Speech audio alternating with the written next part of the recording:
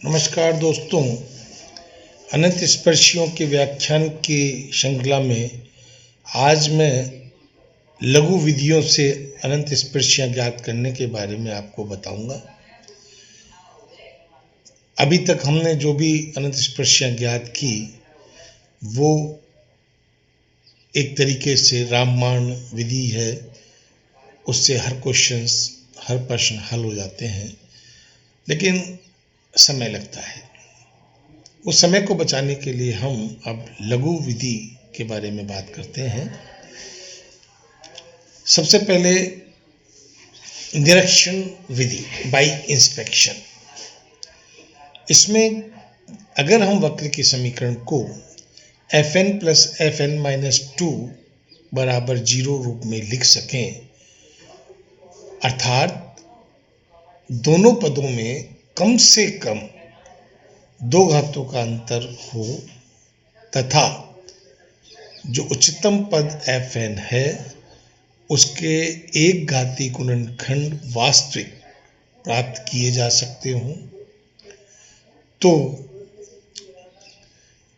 और वो जो गुणनखंड हम प्राप्त करते हैं वो, बच्चों ध्यान रहे, असंयुक्त होने चाहिए।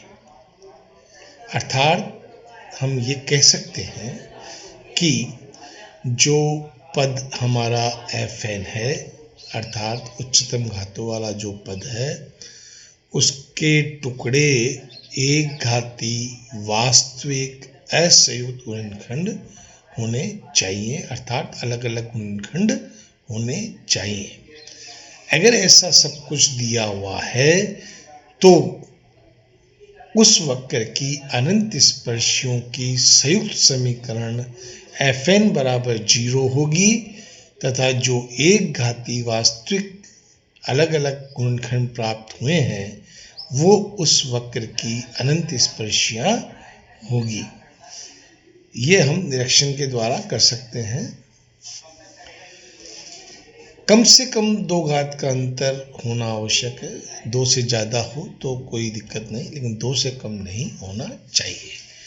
जैसे हम एक एग्जाम्पल देखते हैं, यहाँ पे x माइनस वाई प्लस 2 एक ब्रैकेट में है, फिर है 2x माइनस 3y प्लस 4, फिर है 4x minus 5y plus 6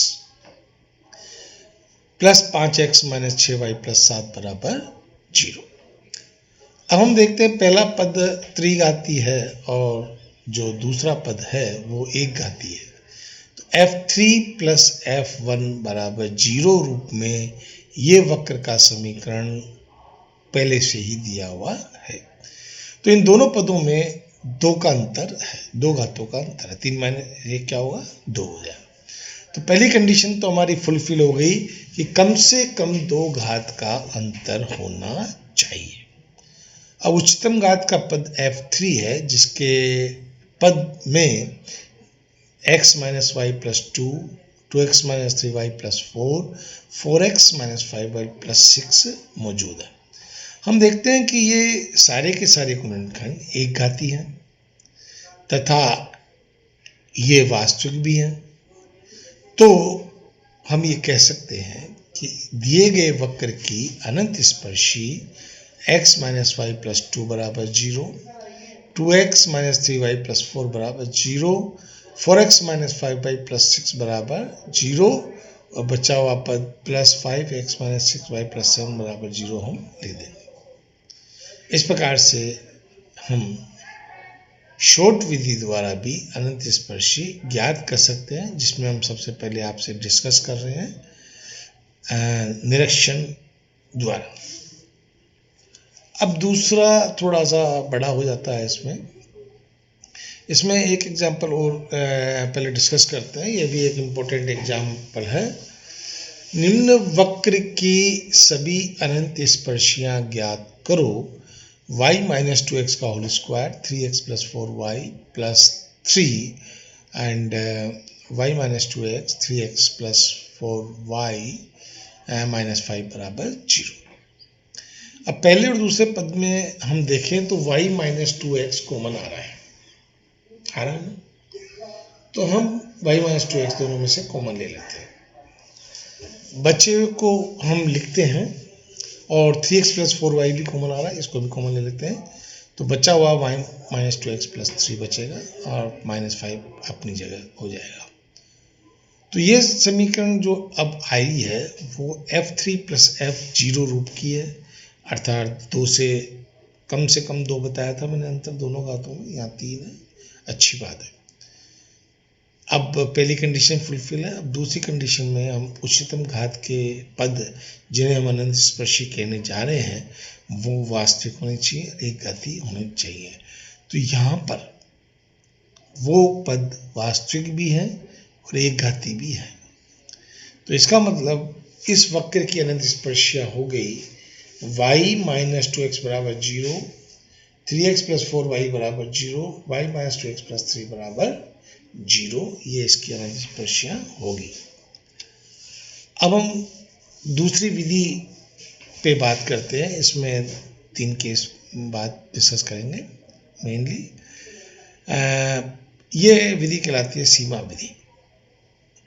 case first है जब वक्र की समीकरण में पद fn में उपस्थित गुणनखंड नॉन रिपीटेड हों, मतलब वो रिपीट नहीं होते हों।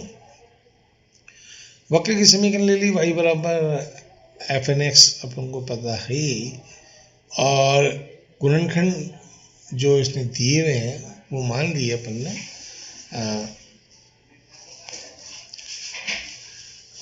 अब हमने जो कर्व की समीकरण है उसको ऐसा माना fn = y - m1x y - m2x dash F m।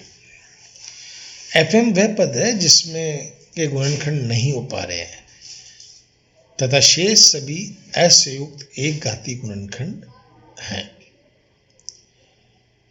यह आवश्यक नहीं कि fm विद्यमान हो सकता है कि नहीं हो, सारे ही गुणनखंड हो जाए। अब हम देखते हैं, सबसे पहले इस समीकरण को हमने जो लिखे हैं तो हम y - m1x के सापेक्ष निकालेंगे, फिर y - m2x के सापेक्ष अनंत स्पर्शी ज्ञात करेंगे। इस तरीके से अनंत स्पर्शियाँ इसके ज्ञात करेंगे। तो मान लीजिए उस कर्व को हमने लिख लिया, y - m1x fn - 1 + pn - 1 = 0 रूप आ रहा है। तो y - m1x के सापेक्ष अनंत स्पर्शी ज्ञात करें तो सबसे पहले तो m1 आना चाहिए। m1 क्या होता है? -x का गुणांक बटे y का गुणांक। तो यहाँ पे -x का गुणांक बटे y का गुणांक बराबर 1 होगा, जो कि हमने निकाल लिया। अब y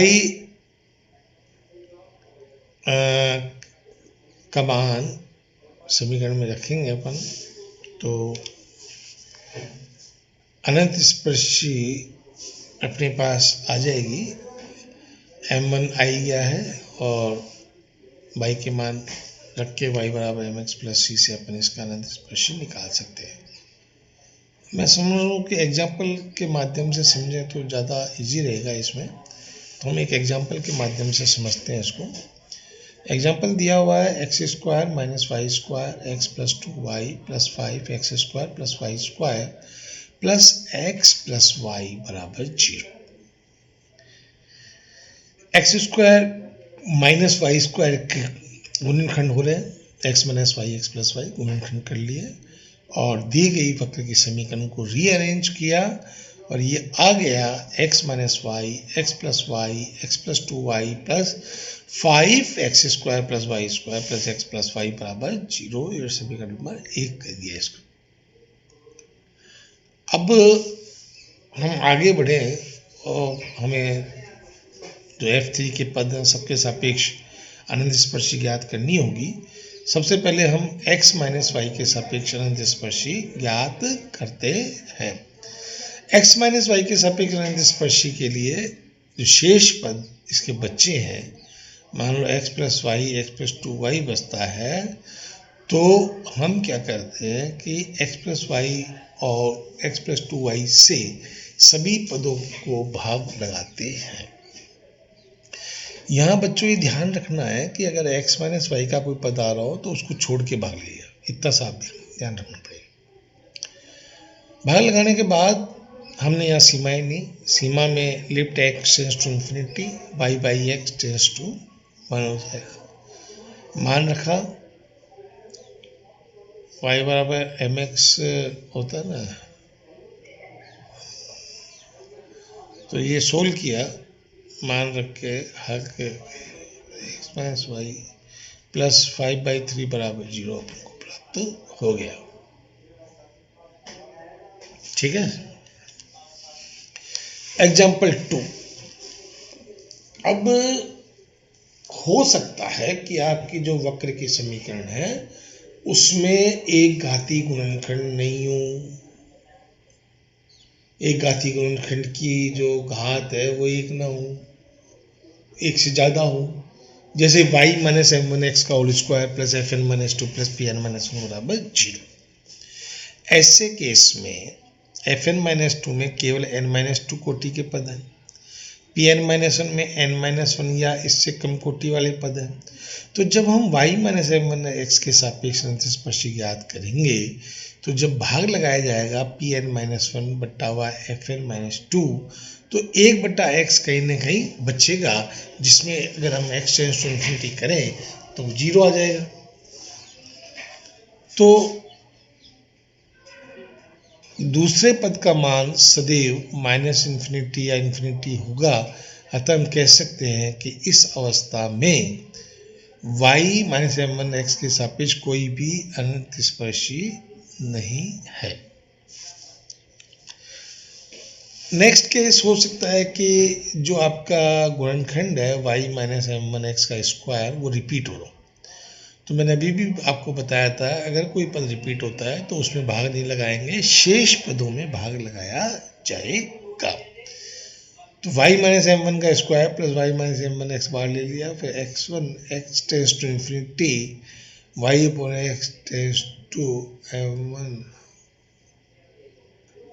लिमिट ली x tends to infinity y by x tends to m one, भाग लगाया एफ एन माइनस टू का, y minus M one x के अंदर भाग नहीं लगेगा।